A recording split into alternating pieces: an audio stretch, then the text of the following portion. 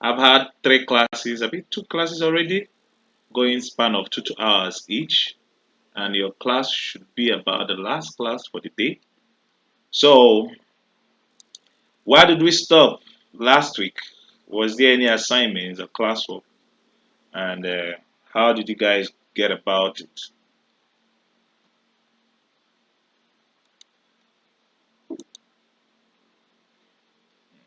Where did we stop last week? What did we do last week?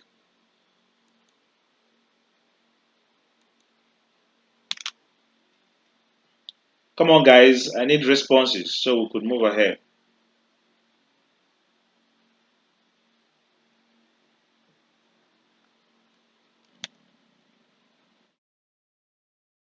Nobody's talking. We did suck last week. Okay, so this week we are going into ISC2 training facilitation, and it would be nice that if you're on the call, you participate because it is by participating that you get involved. Else, you could have just stayed back and watched the video. But when you're participating, you are actively involved in the program and you're doing yourself a lot good. So, welcome again. My name is Mr. Brian, and this is week 3 for batch 4, and we are in ISC2 facilitation program, or week Information System Certification Consortium, and you guys were given the access on how to register for this program, right? It's been given last week. True or false?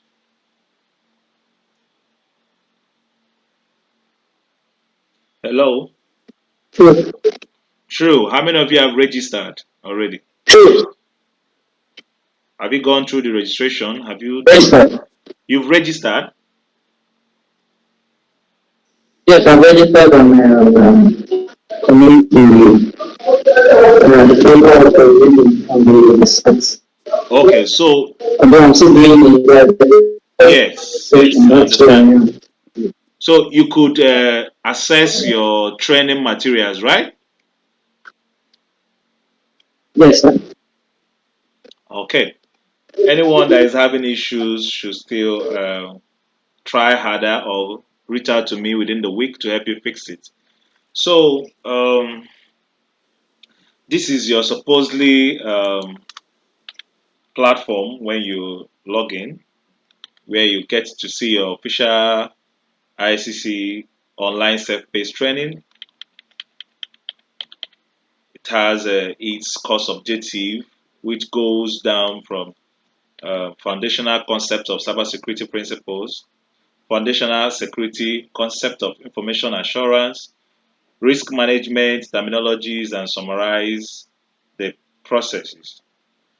And I don't know whether I told you guys that while you're starting, you're going to take a short mock to assess to gauge your knowledge level before starting the program. It does not affect your end result. It's just to gauge your level before starting the program. And also, management to personal or professional practices, types of security controls, distinguishing between policies, procedures, standards, regulations, and laws. Also demonstrate the relationship among governance elements. So domain 1 comprises of outcomes according to canons of ISC2 code of ethics, where when giving examples, domain 2, you have to summarize the components of business continuity. Domain 3, you describe logical access controls. Domain 4 is on common tools used to identify and prevent threats. Domain 5 is on concepts of configuration management. And at every point when you're done, they will ask you to rate your understanding you rate it and you move over to the next one. So I'm just going to talk briefly about the code of ethics. Then I'll go deep dive into 8 domains below. I know the ISC2 provides 5 domains, but uh, your training for today will be looking at 8 domains. Asking for a code. Who is asking for a code? The code is here. The code is. Just a minute. Is ZYTUMZHMYE is found in the link.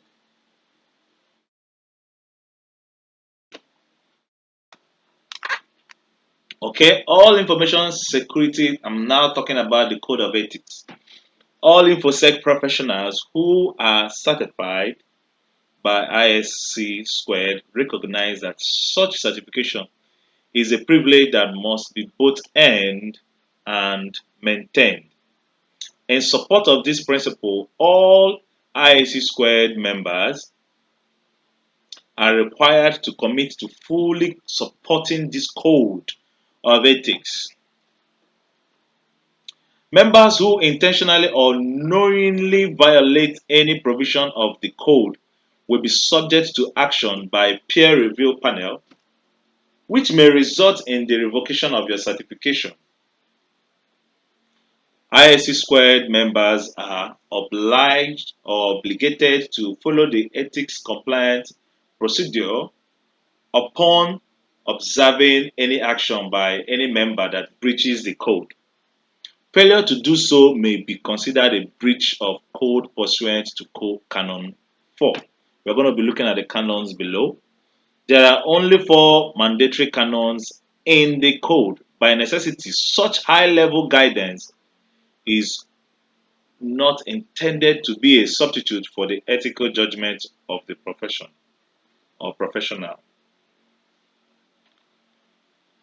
The Code of Ethics Preamble. I need someone to read it out. Read out the Code of Ethics Preamble.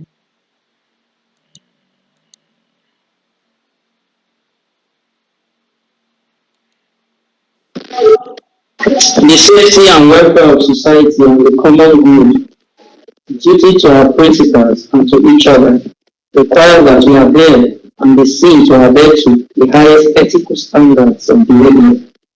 Therefore, strict adherence to this code is a condition of certification. Exactly. Thank you very much. Someone else should read the Code of Ethics Canons. Sheil, do you want to?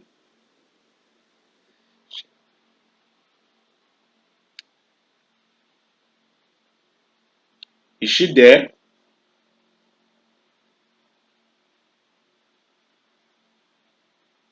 Faith, you just joined. You're late. Apologies, please. I was struggling to join. Oh yeah, read the Good Code of afternoon. Ethics. Read it out. Okay.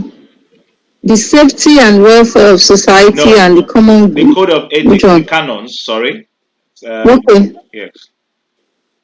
Protect society, the common good, necessary public trust and confidence, and the infrastructure. Number 2, act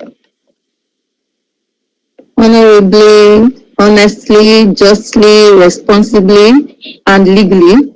Then number 3, provide diligent and competent service to principals. Number 4, advance and protect the profession. Good. Thank you very much. So these are the Code of Ethics preamble and canons for ISC2 squared, ISC squared, meaning that if you are going to be a member of the society, you should be able to uphold these codes. A quick question. If everyone in this class is a member of the society and you found out that, let's say something illegal, Hmm. what are you going to do? I found that Tega is doing something illegal. Yes, as a cybersecurity Uh, consultant. okay. I think if it's going to affect the business, I'll tell because if it's something I can give him a second chance, I'll first tell him so that he will stop. But if he refuses to stop, then I will escalate and tell the society what he is doing. That's if we are both working for this ISC2, Yes. because you didn't mention him working for an organization. I will notify ISC2 about Yes. it so that they can take action on that. Okay. Oh, thank you. Tega, if the reverse is the case, what will you do? If you say something illegal, right? Yes.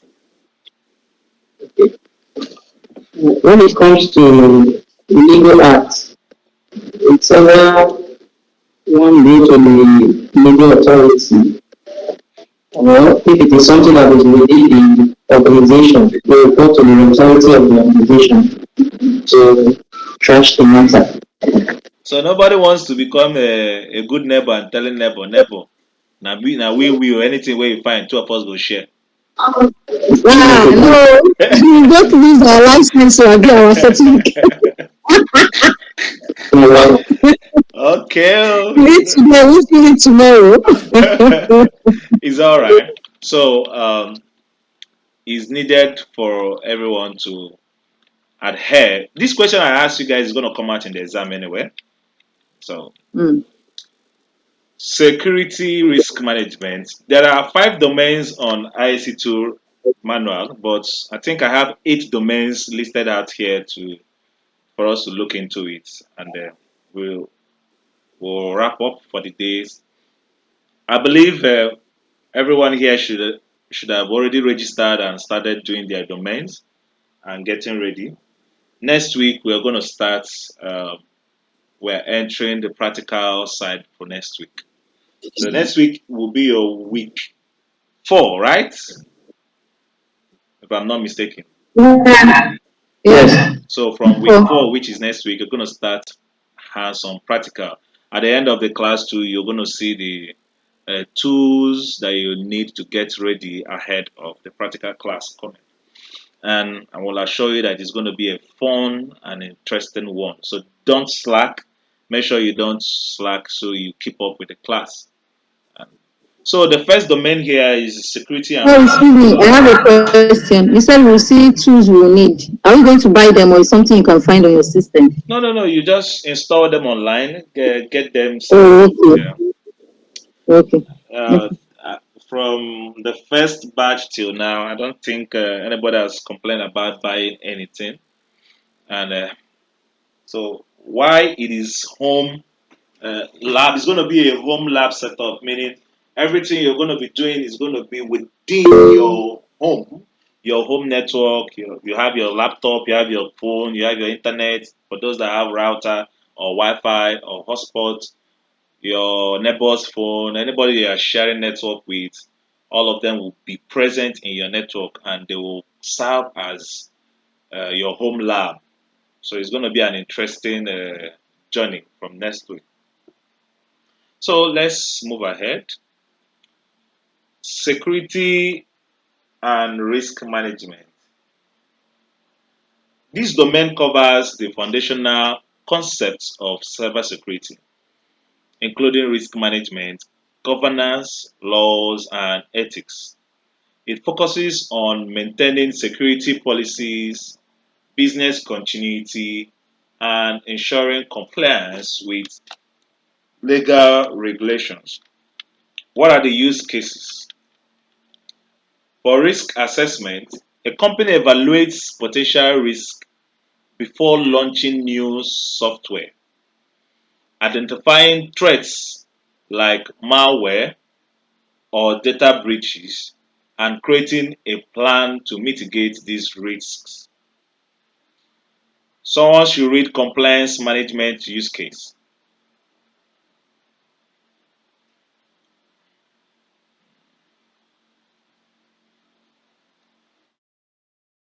Hello?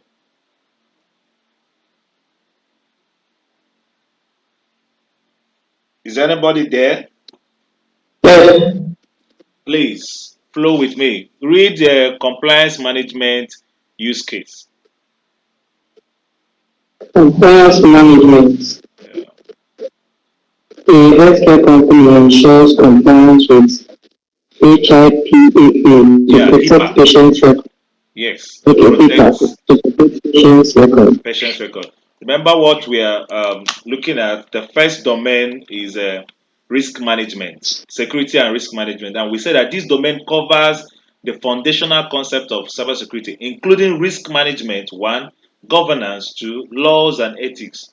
Then, generally, it focuses on maintaining security policies, business continuity, and ensuring compliance with legal regulation. And the use case here, the first use case is on the risk compliance assessment, which we say that a company evaluates potential risk before launching new softwares, identifying threats like malware or data breaches, and creating a plan to mitigate these risks.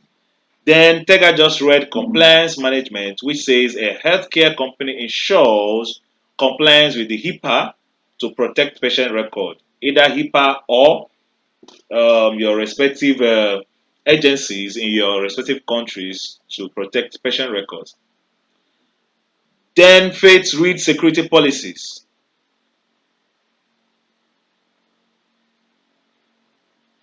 If you're not there, we'll jump you. Security policies, organizations enforce password policies that require users to change passwords regularly to minimize unauthorized access. So if we are looking at something to do, or practical to do, imagine you are securing a home Wi-Fi network. You set a strong password, enable encryption WPA3, and restrict access to only trusted devices, which mitigates the risk of unauthorized access. This you can do from next week when we do our our what's it called, home lab setup. You can practicalize this. So on domain two is focusing on asset security. Amira, read from the definition on asset security. This domain involves the protection of information and assets through proper classification and handling. It includes secure storage, encryption, and proper data destruction where necessary. Yes, the last part you read was including proper data destruction. So uh, acquiring data is not just where it ends. You have to take care of the data both while you're using it and even when you're done using the data. How you destroy or discard people's data is still part of policy. There is a policy guiding how to destroy data. Not because it's not just because someone is no more working, you just keep his files anyhow, leaving him or her, leaving the person prone to um, researches or attacks. There are still ways to destroy data, and as well, it includes asset security includes storage, secure storage, encryption, and proper data destruction. And the use case saying, Abishon, your name sounds Chinese to me. Most times I'll be calling it Sean. Sean. Read the use case. Show, Sean. show, I might get used to it. yes. Sean. Okay. The data classification, kindly read it for the use case of. Okay, a company categorizes data as confidential or public to determine the appropriate level of protection. Okay. Under asset security, under the domain of asset security, which is what we are in asset security, data classification, a company categorizes data as confidential or public to determine the appropriate level of protection, to determine the amount of or the level of protection given to it. Secure disposal. An organization securely disposes of obsolete hard drives using shredding techniques to ensure data cannot be recovered. Practical to do here, a small business needs to classify financial records as confidential and use encryption to protect them, ensuring only authorized personnel to access them. Security, architecture, and engineering domain. Tega. Please, I should go ahead and read it. Yes, when I call you, do. Definition. This domain focuses on designing and building secure systems and networks. It involves applying security models, ensuring encryption, and managing security measures to protect infrastructure from threats. Yes, mainly on infrastructure. This is security, architecture, and engineering. So it focuses on designing and building secure systems and networks. So under the use cases, secure network designs. When designing a company's internal network, engineers use firewalls and intrusion detection systems to block malicious traffic. That reminds me, Amira, you asked about words, glossary words and meaning. So now you have the ISC2 in your hands. If you go to the last page of the materials or the training, you're going to see they have flashcards and also groceries that will incorporate almost all um, words and meanings, industrial words and meaning that you will always see in the industry. So I just wanted to put that there that you could be able to find it there. So in the architectural design, secure network design, when designing a company's internal network, engineers use firewalls and intrusion detection systems to block malicious traffic. IoT security, a smart home setup is protected by applying encryption to communication between IoT devices and ensuring they cannot be accessed remotely by hackers. Someone give me example of IoT devices.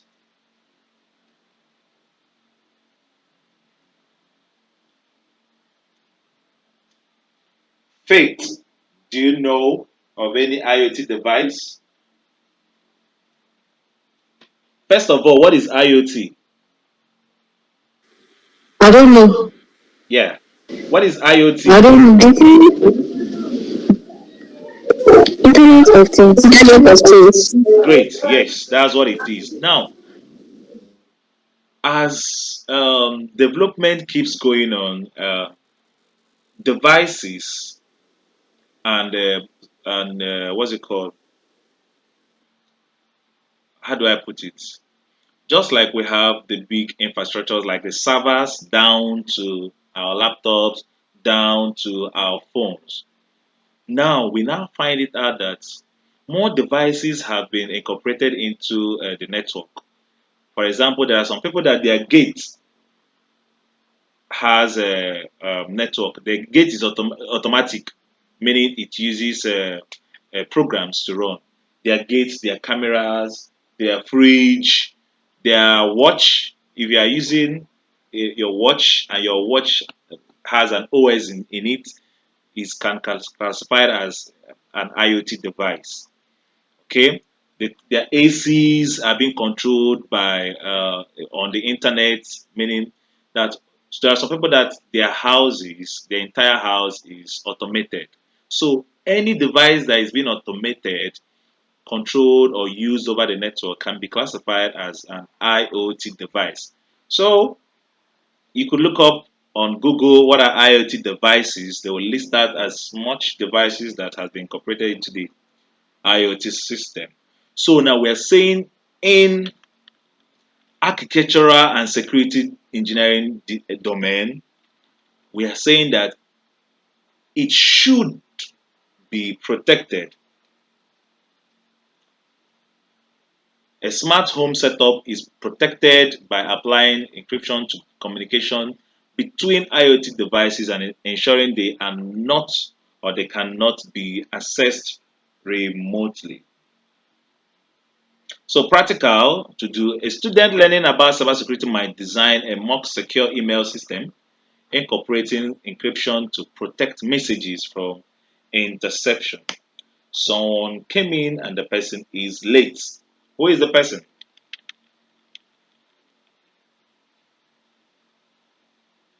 I'm the person, oh, sorry. Yes, Kafayat. Or I read domain 4, communication and network security. Read it. Okay. Should I read it out now or should I just read it Read it out now. later? Yes, yes. The definition, communication and Yes, network security. yes, everything. Definition. This domain emphasizes securing networks and data communication channels. It addresses how information is transmitted across networks and how to protect it from threats like eavesdropping and data interception. Good. So this particular domain is talking about communication and network security. You see, when we are doing our home lab, you will see how porous or how vulnerable most of your home devices are and how to remediate them or harden them so that they would become stronger. I did a practical thing last night and I posted it on the group. If you are careful enough to have, or if you had time to read or go through it, you'll find out that it is very enlightening. Now, I will also advise you all to have an account on LinkedIn. How many of you here have an account on LinkedIn? If you do, say I do. I do. Good. I do. Yes. That's one of the current workplace, how do I put it, environment where you could be able to share your official or work related experiences and you have people that matters look at it and recommend you for future jobs ahead. So at the end of the class, try as much as possible to follow me on LinkedIn, then I will follow you guys too. So when I post, you guys get what I post on LinkedIn and you guys will see the people that comment, and also it helps to build your own profile too in the industry. Then when you guys take lessons from here, no matter how small your lessons take or your practicals are, put them out there. Continuously doing and showing the world that you're doing something in this field makes you ready one step ahead when the time for job comes. So ensure you are available on LinkedIn and not just available, very active in the field. Use case for communication and network security. We have the network segmentation in a corporate environment. Separating the network into segments ensure that if one segment is compromised, the others remain secure. Also, VPN implementation, which ensures that employees working remotely use virtual private networks to securely access company resources, preventing man in the middle attack. I was telling the guys that just finished their class that I am preparing a full program, another boot camp that is going to be purely practicals from week 1 to week 7, and it's going to be on home lab. Your home lab, which is going to cut across 10 significant projects in uh, in the following what's it called in the following sections. Number one is going to cut across uh, network scanning and mapping. Number two, packet capturing and analysis. Number three, vulnerability scanning. Number four, penetration testing on mobile devices, etc. Number five, creating a DNS spoofing setup. Number six, man in the middle attacks. Number seven, simulating phishing attacks. Number eight, creating local honeypots. Number four, log analysis and monitoring. Number five, VPN setup and testing. That's number 10. So the home lab bootcamp is going to be very weeks, busy weeks. No more, not for yeah, people that are, let me say, rookies could still enter, but no need. There will be no time to be explaining rookie explanations. You just go in straight for the practicals. So that's ahead. Why I remember this now is because of the connecting to public Wi-Fi using the VPN. We're still going to know how to, in that practicals, you're going to think know how to set up VPNs, your own personal VPNs on your network.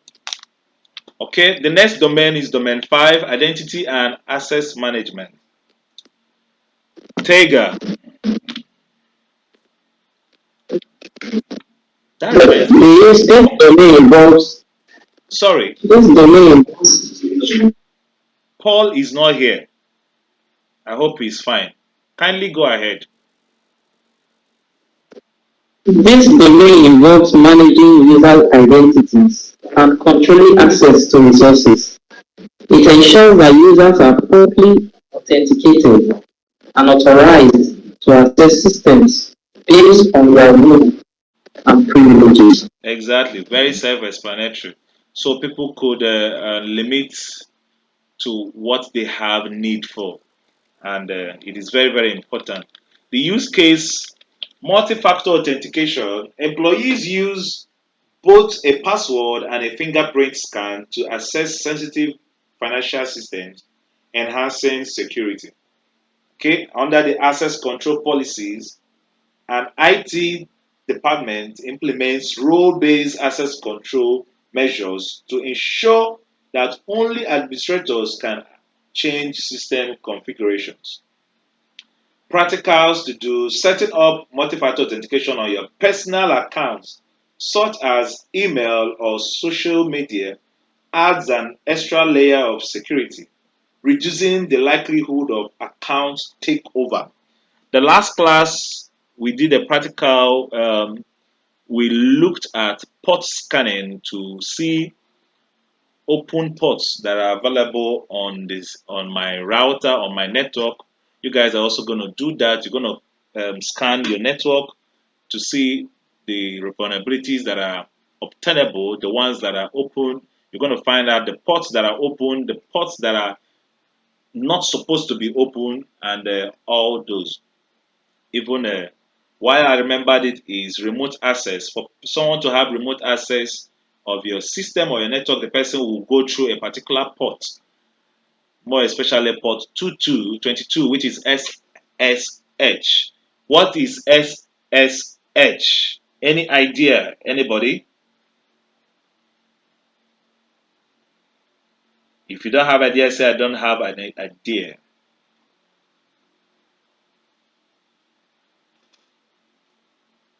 SHH. Any idea? Okay. No idea. Yeah, no response. SSH means a secure shell, and secure shell is used for gaining access, remote access into systems. More especially, is for weak systems, and it is not nice if it is open. If you scan your network and port 22 is open on your network, then your network is vulnerable for uh, um, remote hijacking. Okay, let's go ahead. Security assessment and testing. Amira,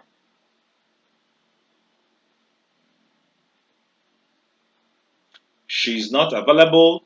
Definition: this domain focuses on evaluating the security posture of systems through assessment, testing, and auditing. This domain is about security assessment and testing. It includes vulnerability assessment, penetration testing, and continuous monitoring. What are the use cases? Penetration testing. A cybersecurity team tests an organization's defenses by simulating cyber attacks to uncover vulnerabilities. Vulnerability scanning. Automated tools are used to identify weak points in the network or software that could be exploited by hackers. Just like what I was telling you guys now. When we scan our network, we'll find out the weak points that attackers can use to exploit us. Practical to do. Using free tools like Nmap, beginners can scan their home network for potential vulnerabilities, ensuring that all devices are properly secured. This exactly is what you are going to be doing starting from next week, which is your practical week. So you're going to come prepared, come fired up. The day is counting. Security operations is a seventh domain, and let's have Sheun read it out for us if she's there. The involves the day-to-day task required to keep an organization's assets secure. It includes incident response, disaster recovery, and maintaining the operational security of information systems. Exactly. So we already know from week two, I think week two, what security operations stands for.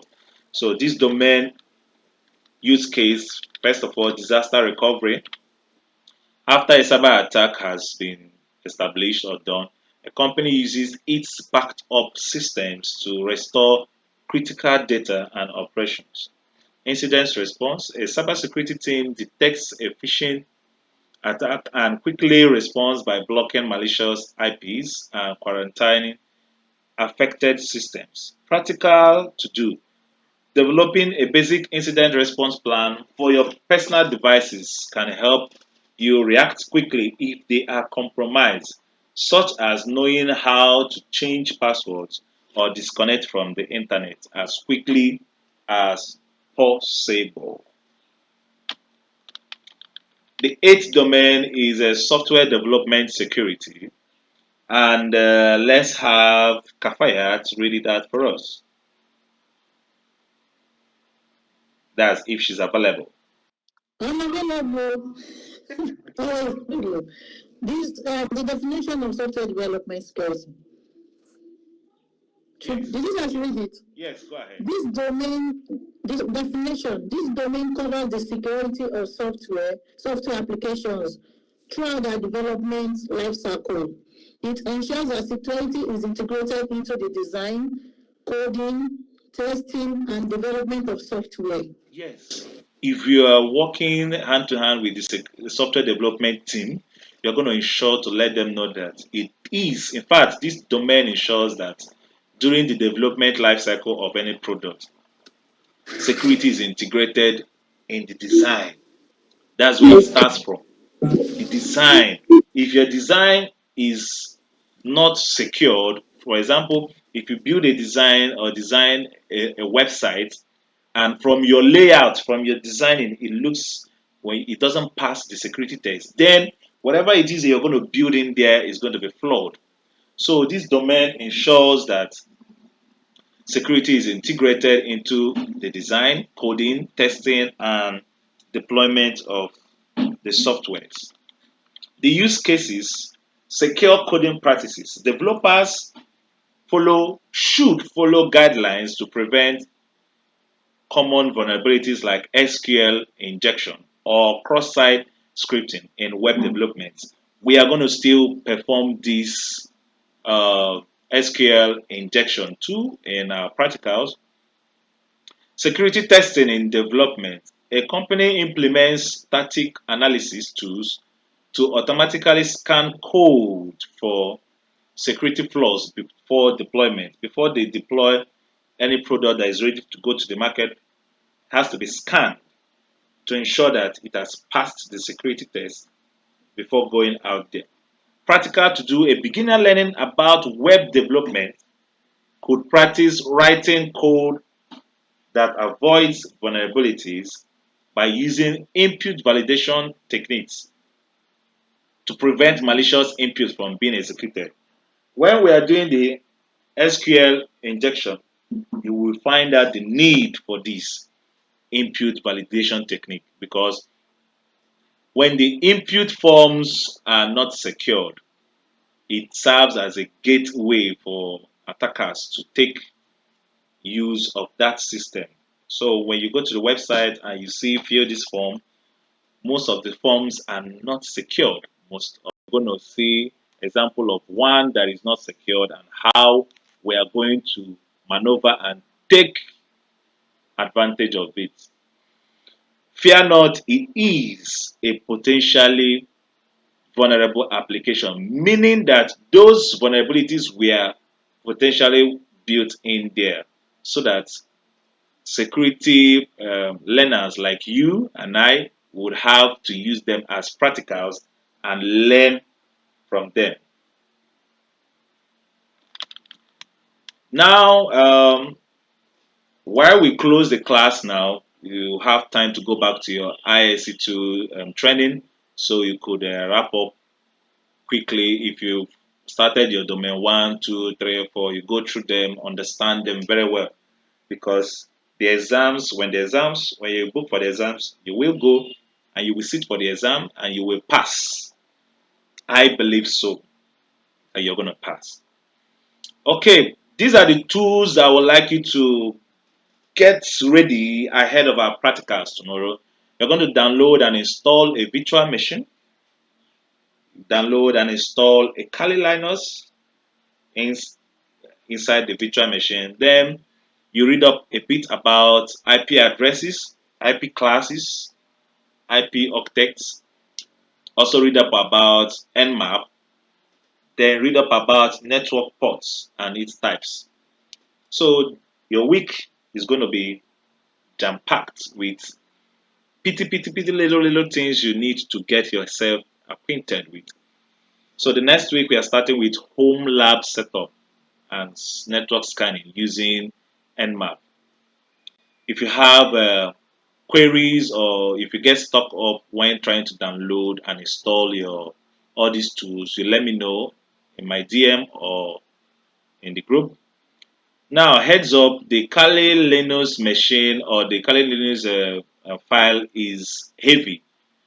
Four is up to 4 gig or 3 gig. So I just wanted to let you know ahead of time. So when you are downloading it, ensure you are downloading it in a good network environment and good light place because it's going to take time to download. It might take up to 1 hour or 2 hours to download. So if you do not have download manager on your system, I would advise you get download manager so that when you are downloading and possibly your network drop or NEPA take like your laptop goes off, the download manager can pause your download when you start. It will continue for where it starts from so that you would not waste your internet data. But it's all right. Even if you waste it, you start up again and do it over and over again till you get it, especially for those of us that are rich enough to afford to waste and start up again. So please get your VM. I'm going to share a link in your folder, in the group folder, in the your batch folder. That is going to help you guys to install all these. There's still a video on how to install them if you need hand holding. You're going to find them.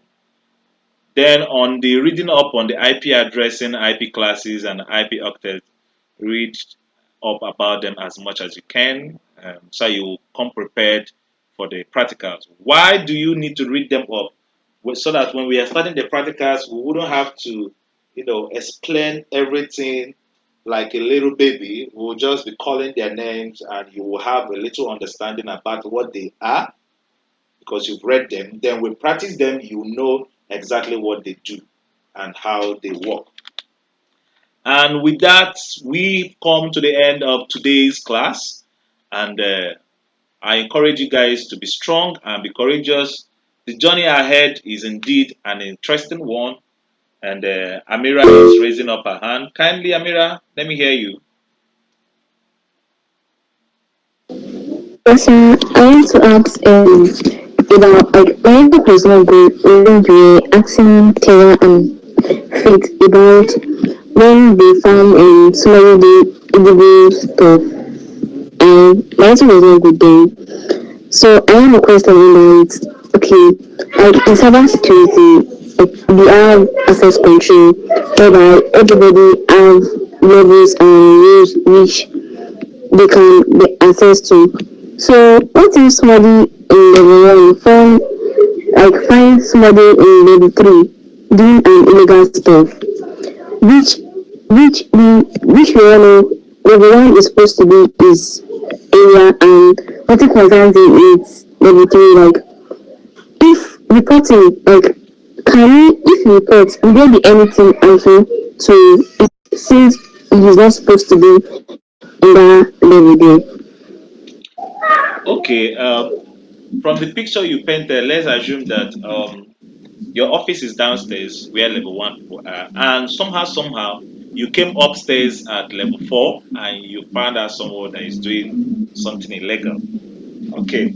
Uh, Courtesy demands that you have someone that is directly ahead of you on your level 1 that is managing you. You let him know that look, see what I saw.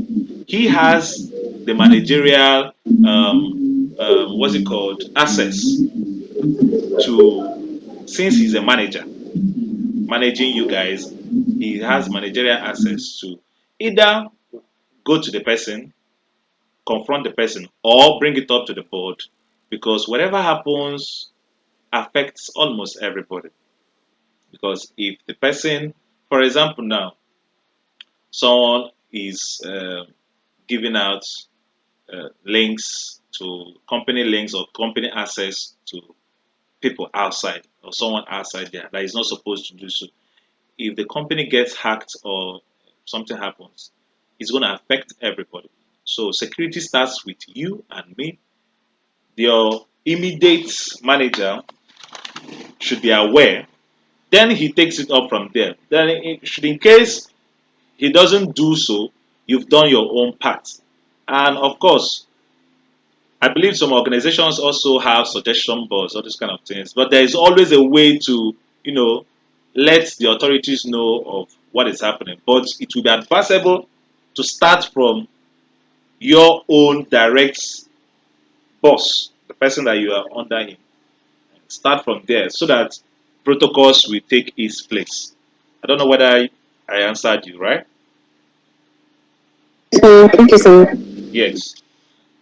Thank you very much. Any other question before we wrap up?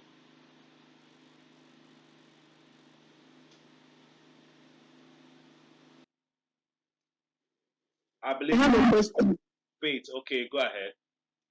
Okay, what if he's a superior that is found doing illegal thing, and me, I'm far junior? Who do I report to? Why are you guys so interested in this illegal thing? Illegal No, because thing? Okay. If it's your boss, who do I report to? if it's your boss that is doing this illegal thing, Uh-huh. mhm, if your boss is doing illegal thing, okay, who are you going to report to now? Uh-huh. I'm asking you Okay, I was thinking you can help me out now, because now. my boss, he has a place in the management. He can Yeah, sit with the management, but I don't even know who to talk to when my boss is the one doing the illegal thing. yeah.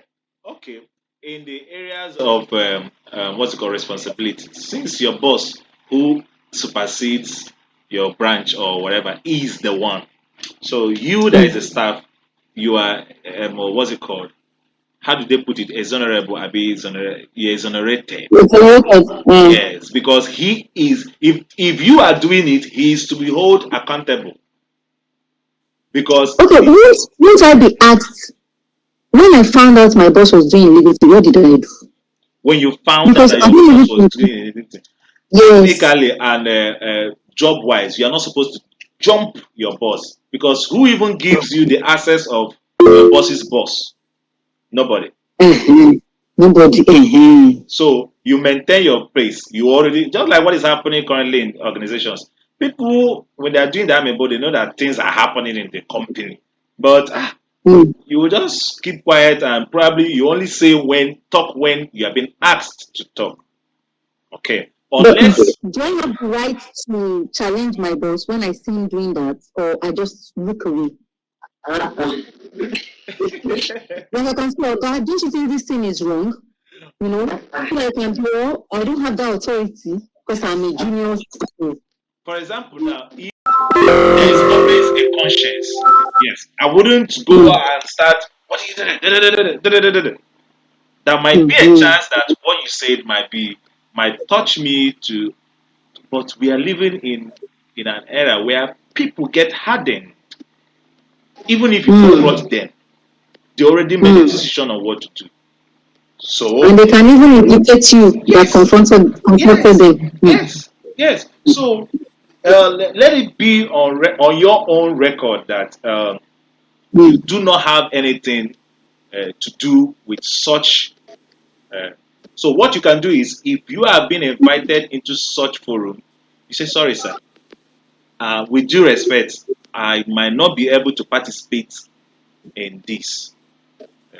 mm, You were like, "What do you think? You just came in now." So, but that's your own conscience, because every action has repercussion, no matter how long it mm, takes. And when it comes, they mm, will drag the whole wire. They drag it down to the least person, who they might even be shocked that when things start happening, the gate man is involved. mm. So they drag everybody that is involved in it. But it's all right. I hope we don't find ourselves in this kind of situations, because it's normally So, not a nice one. Yeah. Take that your hands is up, right? yeah, so it's just to add to what my sister was saying, asking about what if it's my boss, what if it's my boss? Because Yeah. I think in my organization, in that situation like that, from management perspective, they really want to drive you into such. In fact, sometimes most times they just discuss it at management level. They Yes. not drive you, except that your boss intentionally uses you or uses your system or authorizes you to. That is why most times when you want to do certain transaction or what the thing do, you ask your boss to sign up for it. If your boss signs up for that transaction, nobody will come to you and ask anymore. They know that the authority is particular, so Yeah. they will do directly for not for you. Exactly. Exactly. That's true. So that's a nice one. Thank you very much, guys. See you guys next week. Within the week, if you have need of me, always call me or send me a message on WhatsApp. The only two times I might not be able to respond to you is when I'm sleeping and when I'm eating. Apart from that, I could always answer you guys. Thank you and have a wonderful weekend. Thank Right. you, sir. Thank you, Mr. Brian. Yes. Thank you, sir. Yes.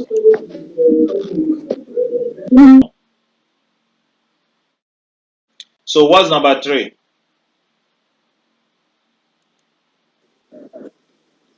Number three is what happens when you scan ports. Okay. Continue. Should I read it? Yes. Okay. When you scan a device for open ports, example using Nmap, we are probing that device to see which ports are open, closed, or filtrated. Yeah, filtered. Yeah. Go ahead. Or if open ports, the service on that port is running and reachable. Example, if port 22, that is SSH, is open, a service like SSH is available, and you could potentially connect via an SSH client. Closed ports. No service is listening on that port. The port is visible, but nothing is responding. Filtered ports. The port is being blocked by a firewall or security mechanism, meaning you cannot tell whether the port is open or closed. Thank you very much. Exactly. Exactly. So, why should you then scan the ports? Scanning ports is useful for both attackers and defenders. As a defender, it is useful because you're going to use it to discover weaknesses that exist on the system. Regular port scans help you identify potentially open and unnecessary ports that could be vulnerable. For example, a forgotten service running on port 21 FTP could expose sensitive data. Also, why you should scan ports to prevent unauthorized access. By identifying open ports, you can configure firewalls to close them or restrict access, minimizing potential attacks. Then also to monitor changes. If new ports suddenly opens up, you will be able to see and know why is this port open, who opened it, what is it doing. It could be a sign of unauthorized changes or malware running on your system. As an attacker or pen tester, number one, you need it to find entry points. Attackers scan for open ports to find entry points into a network. If they find open ports, they can target services running on those ports. Example, trying to exploit a vulnerable version of Apache on port 80. This what's it called? Scanning is not yet done. Let me open a new Windows and run it. That's what I did on the last one, and the result came out faster. Okay, let's do it. Nmap s the big X P as port. Then I have 67.225.140.197. Okay, hopefully this will finish faster than the previous one. So, as an attacker or pen tester, to find entry points, attackers can, they use the scanning to know the ones that are open so that they could use it to access vulnerable versions of Apache. Finding or fingerprinting the system. Fingerprint the system. To fingerprint a system means to identify, to place like this. I've been here. You have a history of where you've been. By identifying the open ports and services, attackers can figure out what operating system and software versions are running. Then, of course, it's going to attack. They use information to build their weapons, to use it for their attacks. Okay, example of common ports. Remember, I told you guys that there are common ports, the ones that are reserved, especially, or more so, the ones that are more common. Yes. Yes. So these here, we're going to find that uh, these are some commonly scanned spots and the reasons they might be of interest. Number one is port 22 SSH. What is the interesting, what could be used it for?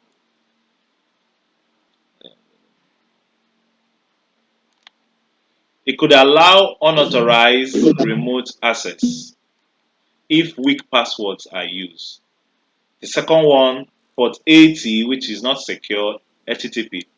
Web servers can have vulnerability. Any web server running on port 80 can have vulnerabilities. They might have outdated web apps, etc., and it is prone for attack. For port 443 HTTPS, this is a secure web traffic, but might have SSL and TLS vulnerabilities. Anyway, port 21, which is FTP file transfer protocol, might be vulnerable to clear text password capture, outdated interpretations too. I think in the practical I did last night, I caught some tokens and stuffs through FTP protocol 21. No, okay, that was a DNS 53. Sorry. So also this one port 3389 RDP remote desktop protocol. That's the meaning of RDP. Remote desktop protocol, a frequent target for brute force attacks. Then 445 SMB. SMB, I think SMB, I've forgotten what SMB stands for. Used in many network services, vulnerable to attacks like Eternal Blue. Okay. Then 3306 for MySQL database services. It could also be exposed. It could also expose sensitive data if misconfigured. F53, which is DNS, yeah, the one I did last night, could be vulnerable to DNS spoofing or amplification. These are some of the common ports that have been scanned or is being scanned, and why they are being scanned. They are ports of interest. So, how to use port scanning defensively? Let's read it. Come on, Nana. How do you use port scanning defensively? To enhance security, that is, run scans regularly to detect open ports that shouldn't be accessible. Okay. Close unnecessary ports by disabling services you are not using. Use firewalls to block access to ports, except for trusted IPs or networks. Monitor for unexpected changes in open ports as part of your security posture. Good. Thank you very much. Conclusion. Okay, thank you. So, in the conclusion, we found out that ports are the gateways through which services communicate over a network. Scanning them allows you to identify which scanning, to discover potential vulnerabilities, to reduce your attack surface by closing or securing exposed ports. In cybersecurity, port scanning is one of the most fundamental steps in network reconnaissance, penetration testing, and security networks. Port threats. Okay, I was trying to do. Okay, so next week we are going to start from the threats, port threats, and to look into them more and probably discuss about them. So that will be what we're going to do next week. What you could do for your work is you read up about ports, then also try scanning your individual devices. For example, why these ones are not yet the scanning we are doing for my website while it is not yet up. Let's scan one of the devices on my network now to see uh, how many ports are open to it. What is the command? What am I going to use? Tell me.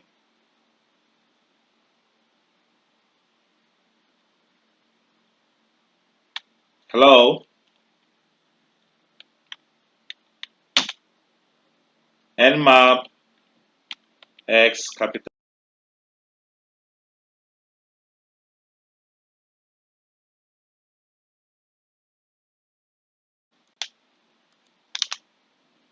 P dash P, then let's go 198.16, no, that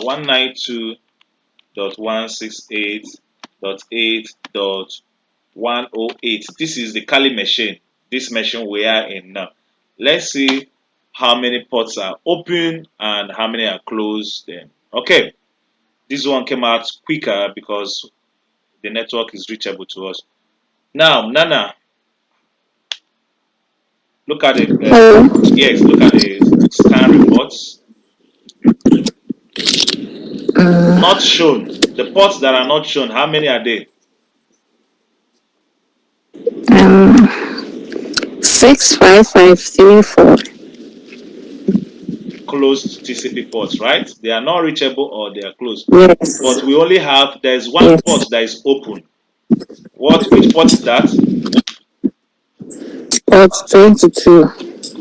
And what do we know about Stroke port 22? 350. Yes. From what we read now, do you It's an think, SSH. yes, do you think it's secure? No. Yeah, you see from here. Remember,